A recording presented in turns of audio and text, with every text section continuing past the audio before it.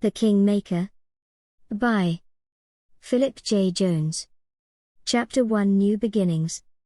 The early spring of 1994 brought a new lease on life to the Stanton House, a grand estate with Gothic architecture that had stood the test of time, its gardens awakening under the touch of April's tentative warmth. The establishment of the artists' commune within its venerable walls was a bold experiment by the Stanton House Board of Directors, led by the newly appointed director, Amanda Walker, who sought to honor her Uncle Barry's legacy by transforming the space into a sanctuary for creativity and collaboration. Jeremy Peters, a classically trained guitarist and vocalist with eyes full of dreams, arrived alongside Stephen Baker, a poet and philosopher whose soul yearned for a creative sanctuary away from the cacophony of the mundane world. They were drawn to the Stanton House not just by the promise of artistic freedom but by the mystery that surrounded the historic estate, whispers of its past lives stirring a deep curiosity within them. As their car crunched along the gravel driveway, the imposing silhouette of Stanton House loomed ahead, its spires piercing the sky, windows glinting like eyes in the sunlight. The air was ripe with anticipation, mixed with the fresh sense of spring, leading them towards what they hoped would be the beginning of a transformative journey. Upon their arrival, Amanda Walker greeted them with a warmth that belied the solemnity of her position. Dressed in a manner that spoke of her respect for the house's traditions yet with a modern twist that hinted at her forward-thinking vision, Amanda embodied the bridge between the old and the new. Her handshake was firm, her smile genuine, as she welcomed them to what she hoped would be their new creative home. "Welcome to Stanton House," Amanda began, her voice echoing slightly in the vast entrance hall, adorned with portraits of the house's former inhabitants and intricate tapestries that whispered tales of yore. "I hope you'll find here the inspiration and freedom you seek for your art." Jeremy and Stephen exchanged glances, a mix of excitement and awe reflected in their eyes as they took in their surroundings. The grandeur and historical ambience of the place was striking, with each step deeper into the house revealing more of its character, the aged wood of the paneling, the soft whisper of the breeze through open windows, and the subtle scent of oil paint and old books mingling in the air. Amanda led them through the main hall, pointing out the communal spaces designed to foster collaboration and creativity among the artists who would call Stanton House their home. The light filtering through stained glass windows bathed the space in a kaleidoscope of colors, casting an ethereal glow that seemed to hint at the magic hidden within the estate's walls. "See, Stanton House is more than just a building, it's a community," Amanda explained, her voice laced with a hint of pride. "We have artists from various disciplines joining us, each bringing their unique perspective and talents to create something truly special." Jeremy and Stephen nodded, their minds racing with the possibilities that lay ahead. The sense of potential was breathtaking, the air charged with the unspoken promise of creativity and discoveries yet to be made. As they followed Amanda through the house, their hearts beat in tandem with the pulse of the estate, a silent acknowledgement of the beginning of their journey within its storied walls.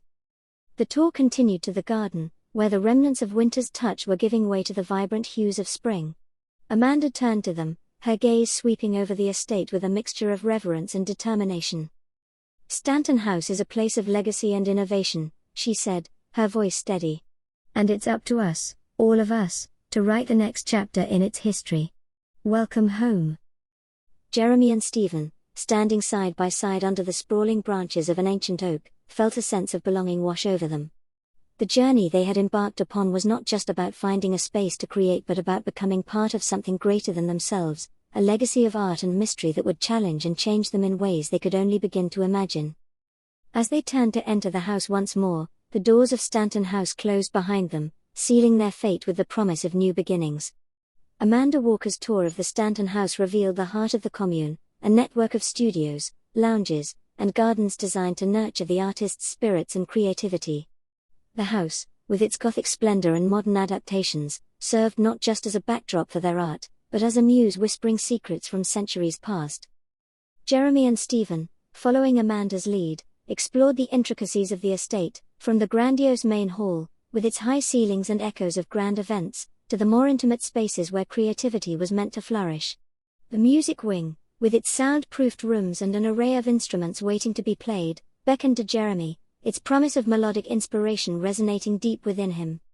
Stephen, on the other hand, was drawn to the quietude of the library, its walls lined with books whispering wisdom and tales from worlds both real and imagined. The choice of rooms was a pivotal moment for each artist, a physical space that would become their sanctuary, their canvas, and their confidant. Jeremy selected a room overlooking the gardens, where the early blooms of spring and the gentle play of light would serve as his muse. Felt right, its view a constant reminder of renewal and growth, echoing the journey he was embarking upon. Stephen chose a room that felt like a cocoon, lined with bookshelves and a large window that captured the serene view of the estate's ancient oak tree. The room, with its promise of solitude and reflection, seemed to hold the very essence of creativity, a sacred space where thoughts could unravel and weave into poetry. As they settled into their spaces, unpacking instruments and notebooks, the house seemed to watch, its walls absorbing the new energies and stories that would soon unfold within them. The air was thick with anticipation, a sense of beginning something profound, something that could only be born from the unique fusion of talents and spirits gathered under its roof. The introduction to the other residents unfolded organically, a testament to the commune's spirit of openness and collaboration. Joshua O'Leary, amidst sparks and the smell of molten metal, welcomed them to his studio, a wonderland of sculptures that spoke of resilience and beauty found in discarded things. His handshake was as firm as his sculptures, and his smile, beneath the soot and sweat, was genuine and inviting. In the main lounge, Adrian Smith's laughter rang out, a vibrant soundtrack to the strokes of her brush on canvas. Her art was as chaotic and captivating as her personality, a whirl of colors and emotions that drew them in. The invitation to join her in creating was not just spoken but felt, a shared understanding that art was a language they all spoke fluently. Becca Rollins' rhythms, echoing from the music wing, led them to her. The beats of her drums pulsed through the air, a heartbeat that seemed to synchronize with their own. Her music was a bridge between worlds, a fusion of traditional and modern that resonated with the very soul of Stanton House. And then there was Pauline Withers, whose spoken words floated through the corridors, weaving a tapestry of voice and silence that captured the essence of human experience. Her presence was as powerful as her poetry, a beacon of authenticity and depth in a world often content with the superficial. Their first meal together, shared in the communal dining hall, was a symphony of flavors and conversations, a blending of backgrounds and dreams. Jeremy and Stephen, now part of this eclectic family, shared their own stories, their aspirations, and the paths that led them to Stanton House. The meal, simple yet nourishing, was a metaphor for their collective journey, diverse ingredients coming together to create something greater than the sum of its parts. As the day gave way to evening, the sense of unity and shared purpose was profound. Artists, each a master of their craft, were now intertwined in the tapestry of Stanton House, their individual threads vital to the larger design. This was more than just a place to live and create, it was a beginning, a new chapter in their lives and in the legacy of the house that now sheltered their dreams. The evening settled over Stanton House with a gentle touch, the fading light casting long shadows across the gardens and through the open windows of the communal spaces. This transition from day to night marked not just the passage of time but the deepening of connections among the residents, as Jeremy and Stephen continued their introduction to the eclectic inhabitants of this creative sanctuary. In the sculpture studio, amidst a forest of metal forms and the scent of heated metal, Jeremy and Stephen found Joshua O'Leary lost in his craft. The glow from the welder illuminated his focused expression, revealing a man in tune with his art, transforming scrap into sculptures that spoke of struggle, resilience, and beauty. His introduction was brief, a nod and a smile, as his hands continued their dance with the metal, but the invitation to return and watch, to learn and understand, was clear. Jeremy, with his classical training, found an unexpected kinship in Joshua's ability to see music in the lines of his sculptures, while Stephen, ever the philosopher, pondered the metaphors of Joshua's work.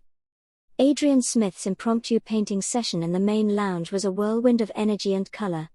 Her laughter, as vibrant as the strokes on her canvas, filled the room, drawing Jeremy and Stephen into her world of chaotic creativity. Adrian's art was a visual symphony, a chaotic blend of colors that somehow found harmony on the canvas, reflecting her spirited approach to life and art. The invitation to join her, to add their own touches to a communal piece, was an initiation into the heart of the commune's artistic pulse. Jeremy hesitated, unaccustomed to such spontaneous collaboration, but Stephen, intrigued by the possibility of merging words with color, eagerly accepted, his first poem taking on new life amidst Adrian's tempestuous landscape. The music wing, alive with the rhythms of Becca Rollins' drums, beckoned next. Her music, a blend of traditional Indian rhythms and contemporary beats, created a bridge between worlds, between the past and the present. The complexity of her rhythms, the depth of her skill, resonated deeply with Jeremy, whose own music often sought to bridge gaps between genres. Becca's welcoming smile and her invitation to jam opened a door to new musical explorations, to the fusion of classical guitar with the soulful beats of her drums, hinting at future collaborations that could transcend the boundaries of their individual arts. An area where the residents gathered for moments of shared solitude, Pauline Wither's voice rose and fell with the cadence of her spoken word poetry. Her words, powerful and evocative, wove through the listeners, binding them with threads of emotion and insight. Stephen, whose own work delved into the complexities of human nature and philosophy, found a kindred spirit in Pauline. Her poetry, echoing the truths of the human spirit, inspired a flurry of notes and verses, a desire to capture the resonance of her voice in his own work. The dinner that followed was more than a meal, it was a symphony of flavors and stories, a tapestry of voices sharing dreams and fears. Jeremy, usually reserved, found himself opening up under the warmth of the communal spirit, his thoughts on music and inspiration flowing more freely. Stephen, his mind alight with the day's encounters, shared his observations, weaving a narrative of art and connection that resonated with his fellow residents. As the evening progressed, the initial barriers of unfamiliarity began to dissolve, revealing the contours of a community bound by a shared commitment to their crafts and to the mysterious allure of Stanton House. The conversations meandered from discussions of technique and inspiration to more personal reflections on the challenges and triumphs of their artistic journeys. Jeremy and Stephen, newcomers to this enclave of creativity, felt themselves drawn into the fold, their initial apprehension replaced by a sense of belonging in anticipation for the collaborations and creations that lay ahead. This gathering, illuminated by the soft glow of lamps and the flicker of candles, was a microcosm of the commune's ethos, a celebration of diversity, creativity, and the unspoken bonds that art can forge. As the night deepened, the sense of community within Stanton House grew stronger, a testament to the power of shared spaces and shared dreams in nurturing the soul of the artist. As dusk turned to evening, Jeremy and Stephen, now infused with the vibrant energy of Stanton House and its residents, embarked on a personal exploration of the estate's grounds. Their steps, guided by curiosity and the lingering excitement from their introductions, took them through the sprawling gardens and along the shadowed paths that wound around the property. The garden, under the cloak of twilight, transformed into a realm of whispered secrets and hidden nooks. Jeremy, with his guitar slung across his back, found solace under a weeping willow whose branches danced gently in the breeze. The soft rustling of leaves and the subtle scents of blooming flowers provided a backdrop for his impromptu performance. His fingers caressed the strings, the notes floated into the evening air, a melody that seemed to capture the essence of the place, a mixture of beauty, mystery, and an underlying hint of melancholy. Stephen, notebook in hand, wandered towards a secluded fountain, its waters murmuring tales of days long past. The sound of water, combined with the moonlight reflecting off its surface, stirred within him a wellspring of inspiration. There, by the fountain, he penned verses that sought to grasp the fleeting beauty of the moment, the transitory nature of their artistic sojourn, and the eternal quest for meaning amidst the ephemeral. Their solitary pursuits were not just acts of creativity but of communion with Stanton House and its myriad stories. The estate, with its ancient stones and whispered legacies, seemed to respond to their art, the atmosphere charged with a sense of understanding and acceptance. For Jeremy and Stephen, this evening exploration was a pilgrimage to the heart of their own artistic souls, guided by the spirit of the place that they were beginning to call home. As they regrouped, sharing the fruits of their solitude, music and poetry born from the embrace of evening's inspiration, they realized that Stanton House was more than a mere backdrop for their creativity. It was a catalyst, a character in its own right, shaping their art and their journeys through its silent dialogues and the stories etched into its walls. The night deepened, and the estate seemed to wrap itself around them, the moon casting long shadows that danced at the edge of their vision. Whispering voices, the creaking of old floors, and the occasional chill that swept through the air hinted at the storied past of Stanton House, at the layers of history that they were now a part of. Jeremy and Stephen's evening exploration, a journey through the physical and ethereal landscapes of Stanton House, ended not with a return to their rooms but with a deeper immersion into the community of artists that had gathered under its roof. The night's experiences, the music and poetry that had flowed from their encounter with the estate, became the threads that wove them more tightly into the fabric of the commune, binding their stories with those of the other residents and the house itself. This exploration, both external and internal, set the stage for the myriad paths of discovery and creation that lay ahead. As they retreated from the night, the echoes of their art lingered in the air, a testament to the transformative power of Stanton House and the enduring bond it fostered among those who dared to dream within its walls. The communal lounge of Stanton House, with its inviting array of sofas and the gentle glow of lamps, served as the setting for the evening's culmination, a gathering of the artists, united by their shared experiences and the day's revelations.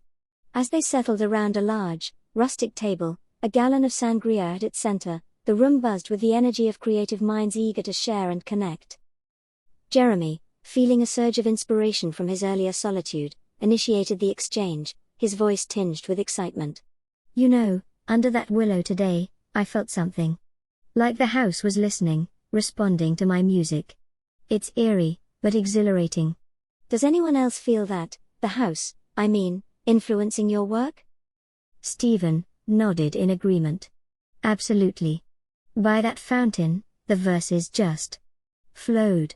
It's as if the walls, the very air here, are charged with creativity. Or maybe, it's the legacy of those who've been here before us." Amanda, with a knowing smile, leaned forward. "Stanton House has always been a place of energy, of presence. It's part of why we're here. We're not just making art, we're part of a continuum.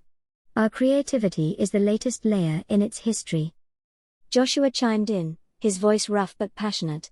"Yeah, working with the metal in the studio, I feel like I'm tapping into something primal, something that's been part of this place for ages. It's wild." Adrian, her eyes sparkling with the vibrancy, laughed. "This place definitely has a vibe. Did you see the lounge earlier? It was like my chaos found its home. I've never felt so uninhibited." Becca added, "It's like the house has its own beat, and somehow, it's syncing up with mine. I've never played better than I did today in the music wing." Pauline reflected, "There's a depth here, a richness that seeps into you. My words tonight felt fuller, as if they were not just mine but borrowed from the essence of this place." The conversation flowed freely, an exchange of ideas and feelings, of hopes and fears.